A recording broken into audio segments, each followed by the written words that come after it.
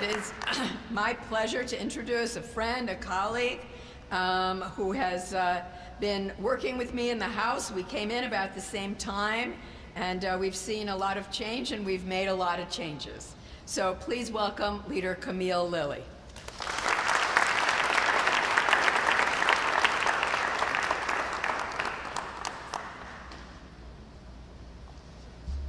We have to lean on each other to get things done here in the state of Illinois. I would just like to start, again, I'm State Representative Camille Lilly here in the state of Illinois, and I have to say, we are all excited that our governor sees how important our needs are here in the state of Illinois, and he has come forth to celebrate the approval of the 1115 waivers. Can we give him another round of applause?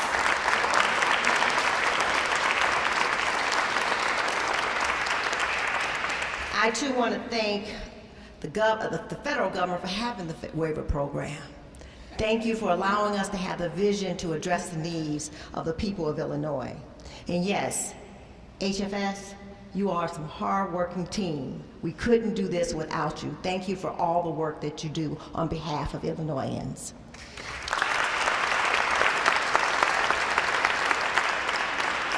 And as Robin mentioned, we came in together, but there are so many people here before us who work on the Medicaid work group that has come to do the work of the people and work alongside the staff and the governor to bring this program forward. Can we give the Medicaid work group a round of applause?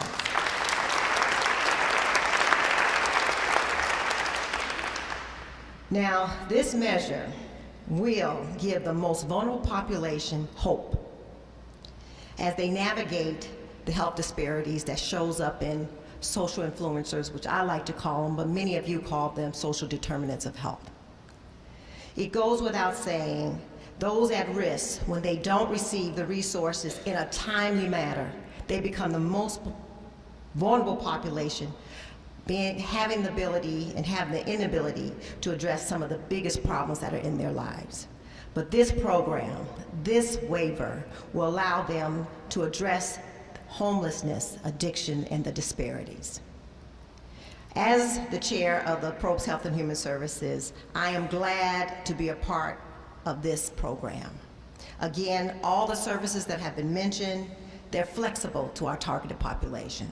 All the services that have been mentioned brings additional service in a demonstration that allows us to address the quality of life.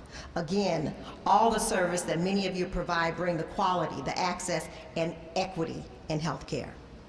I just want to say this program allows us to address life expectancy, improve health outcomes, and I, along with many of the colleagues in the General Assembly who voted for this legislation because we knew it was important, we see, and it is our obligation to work with each and every one of you. With that, it is our honor to say thank you again to Governor Pritzker for understanding the importance of quality of life for all Illinoisans here in the state of Illinois.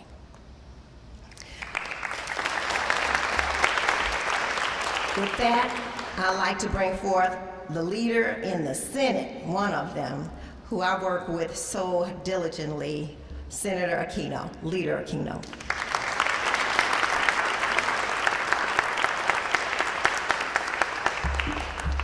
Thank you. Good afternoon. Good afternoon. We got to be a little bit more cheerful this afternoon. Good afternoon, everyone. Good afternoon. Let's clap it up because this is a celebration here. We are celebrating a transformative waiver, the 1115 waiver that gets to really address social determinants. What is that? What is for folks that don't work on healthcare? That is, they're non-healthcare issues that really have a great impact on your health and on community health. Data shows that sometimes those social determinants have a greater impact than your personal choices and even your healthcare access at times.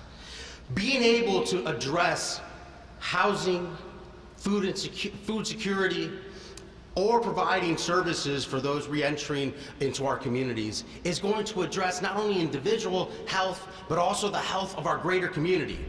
This is going to impact generational health for our communities that have been healthy for many years. That COVID just highlighted and exacerbated what we have seen for many, many years, which is, if you do not have access to affordable housing and don't know if you're gonna have a roof on your head, you cannot address your own health. If you don't have access to affordable and quality food, you cannot be healthy. This waiver allows for us to rethink how we can address people's health here in the state of Illinois. And I want to thank the leadership of our governor of HFS. HFS, actually, I want to give them a shout out. They go into community. We just came from a meeting where the chief of staff was in community in Humboldt Park, at Humboldt Park Health, talking about different ways of, again, trying to address the health care of our most vulnerable folks, especially those that are receiving Medicaid. So I just want to, again, clap it up, because this is a celebration, you all, and we got some somber faces out there. We need to celebrate this win for the state of Illinois, and I'm looking forward to continuing that work in the Medicaid work group. And with that, the next speaker is Director Amadou Drame, and apologies if I did not get that your name correct. Thank you.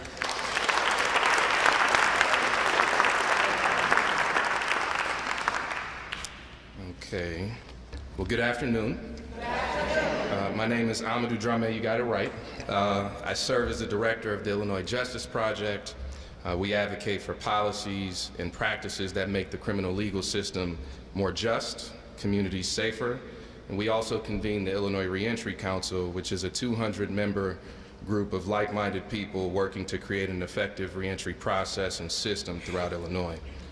I would like to first thank Governor Pritzker and his team, including my good friend and LGC classmate, Director Lizzie Whitehorn of HFS, the good folks at DHS, the teams there, and the countless others who made this equitable and innovative piece of public policy a reality. And thank you especially to the Illinois Department of Health Care and Family Services for applying for an expansion on behalf of Illinois, and for recognizing that people who are incarcerated in this application are just as deserving as anybody else for access to care. And thank you, of course, to the U.S. Department of Health and Human Services and Senator Durbin, who's not here with us today, but certainly with us in spirit, for the work to secure this application's approval. And I'm sure there were countless others who were part of the Illinois delegation. Today, there are nearly 1/3 of the Illinois adult working age population has an arrest or conviction record. In Illinois alone, there are 4.1 million people who have an arrest or conviction record. If all arrested Americans were a nation, they would be the world's 18th largest, larger than Canada, larger than France, and more than 3 times the size of Australia. Roughly 30,000 people are incarcerated in Illinois prisons, and 9 out of every 10 of them will eventually return to our communities. They face barriers to employment and legitimate economic opportunities, housing and health care, among countless other barriers. Barriers that increase the likelihood of them returning to prison despite their best efforts not to. Incarcerated people and formerly incarcerated people are often overlooked or dismissed as not worthy of the same support and opportunities that anyone else in this country expects. But the truth is, being sentenced to prison should not be a sentence to sickness or disease. It should not erase your eligibility to a health care program that can prevent that. And after paying their debt to society, returning residents should be entitled to the supports that help them successfully navigate reentry, that process after prison and jail. For generations historically, the federal government, and this is not a dig on anybody here, but it just has been the case historically, had designed and operated the Medicaid program in ways that brought inequities and harm and great division to families and communities of color. However, this Illinois version of the program and this new expansion expands coverage to include those people and communities that this government policy and program had once harmed. The expanded healthcare transformation program lays the foundation for Illinois to provide new and more robust services for people leaving carceral settings, and that is significant. People who are incarcerated can begin receiving Medicaid-covered services 90 days prior to their release from prison. These services include physical and behavioral health clinical consultation services, laboratory and radiology services, medications, and medication-assisted treatment. Under this program, people can now leave prison with a minimum of 30 days supply of prescribed medications, over-the-counter medication, and durable medical equipment. People can also receive Medicaid-covered reentry navigate supports under this waiver. Offering such support is essential to people who are returning home, often after years of separation from all support systems and loved ones. They have essentially nothing, and yet we expect them to find a job and a home and become a contributing member of society. This is hard enough when you are healthy. Imagine when you are ill and have no way to get medical advice or help. So ensuring effective reentry in Illinois is complicated, and much work remains if we are to have sustained and equitable policies and practices. But today, I'd like to celebrate and thank all those who worked to ensure that this piece of the puzzle is in place, offering much needed support to the incarcerated people in our society and our state. The Illinois Justice Project and Illinois Reentry Council also stand ready to work on implementation and to support that. And again, I thank you very much. And now I will pass it to Chad Williams, who is, I believe, a former consumer with Housing Forward, but now a volunteer with them.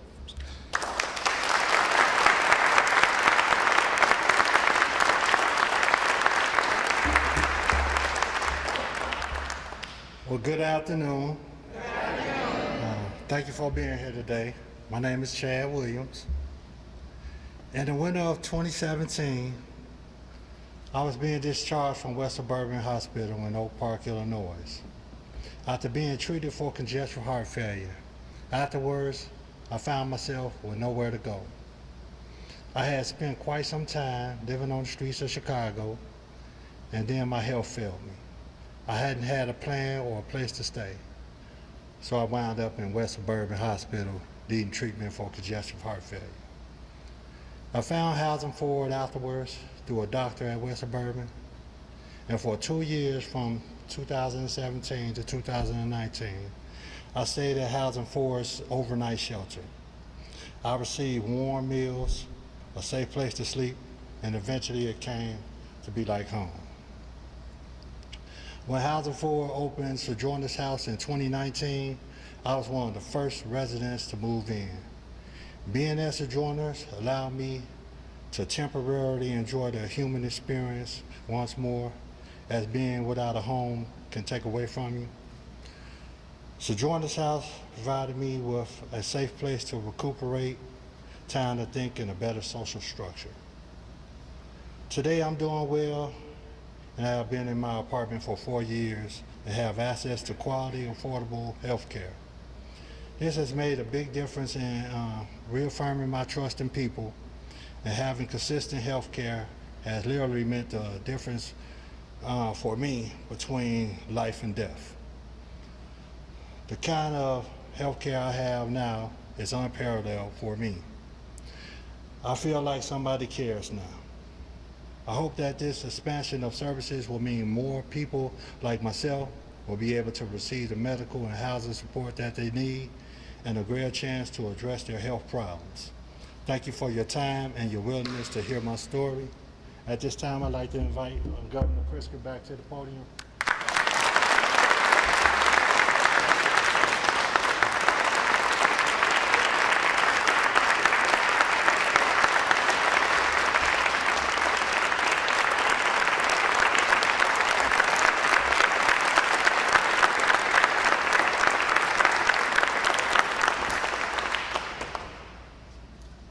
Happy to take any questions from members of the media.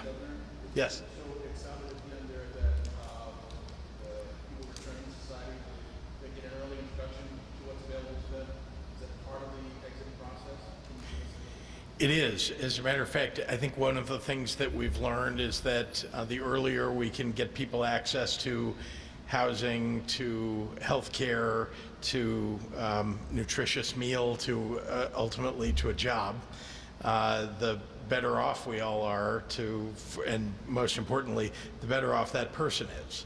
And I think over the years, one of the things that has been overlooked is the importance, we talk about social determinants, but the importance of these things in someone's life. It's not just that they're being released from prison and, great, there's all kinds of places to go and things to do. No, as a matter of fact, being able to have the comfort of knowing there's a place for you to live, that there's health care available for you immediately. I want to just tell you one example of what's needed and how long it's taken to get there, and now what we have the opportunity to do. My wife has been very involved in, focused on incarcerated women in Illinois. It turns out that when we came into office, and she really dove into this, and she had been involved with it before we came into office, but she found out that men who are released from prison actually were being offered Medicaid immediately, because the Safer Foundation works with a lot of the incarcerated men, and so they had made sure that it was available, and it was, and they had the forms, and they were helped to fill them out and so on. No one was doing that for women. And so women were being released without access to Medicaid. Not all women, but many. And in Illinois now, as a result of the work she did, women are in fact getting Medicaid nearly immediately. You know what the difference is for these women? It's that there is a security when they're leaving incarceration, knowing that there are people who will care for them, and especially because there are many issues that somehow go untreated when they're in prison, and now with access to Medicaid, they can actually get access to that treatment. So I tell you that just as one small example of what was being done before this 1115 waiver came along, and how we addressed it. But again, incarcerated women are a very small population of the total number that are incarcerated. We have 30,000 who are incarcerated in the state of Illinois. Women make up less than 5% of that. Would this possibly include psychological services? Indeed, behavioral health is part of the service that gets provided. I mean, think about it: food, clothing, shelter, health care. Those are the things that we all need in order to survive and live. And so, yeah, it isn't just about people who are being released from prison, those who are returning to their communities, but it is, in fact, also about those folks. Yeah. Yes, ma'am. Hi, Olivia. Are you the only member of the press other than this gentleman? I think so. You all came to our earlier press conference, where, by the way, we announced our birth equity initiative and signing of the bill.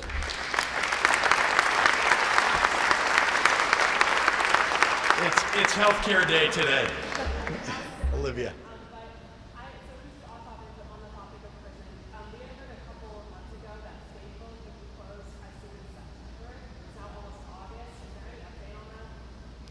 I'm sorry, on whether or not it's going to be closed?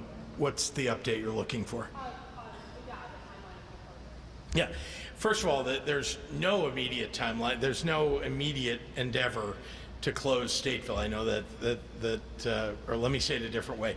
We know that we will be closing Stateville, but we will be replacing it with a new facility that has health care, that has mental health treatment in it, that has the ability to provide classes so that people can actually earn their degrees. This is something that, as you know, we have some of our facilities that are 100 years old.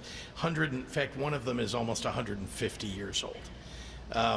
Can you imagine that those were not built for people to be able to rehabilitate? They were just for punishment alone. So we want to replace those old facilities with new ones, and Stateville is a primary one of those. The timeline is not set, but as you know, there have been hearings so that people could express themselves in the communities where there are concerns about this. But importantly, the faster we get to work building the new Stateville facility, the better off those who are incarcerated will be, and the better off, by the way, that the correctional officers will be.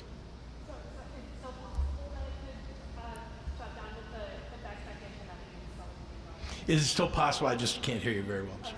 That if you shut down with the expectation that a new facility will be built in September. Well, we wouldn't be able to build the new facility in September, yes, but it is absolutely possible that that would be the timeline. Again, some of this is we've got to do engineering and planning, and there's a whole lot ahead of us before we'll actually be able to build the new facility. But importantly, it is possible whenever we're able to start that process that facility would be shut down, and those who are incarcerated there would go to other facilities on a temporary basis. Yeah. I know you had versions of this question from my colleagues earlier today, but I'm just going to ask it one more way. So on Thursday, you said that you had not talked with the vice president about being her vice president on Wednesday. So on Thursday, can you say something similar about conversations that you had this week and confirm that you did or didn't talk about your I'll correct your timeline. I think I said no on Tuesday morning, that I had not received vetting documents.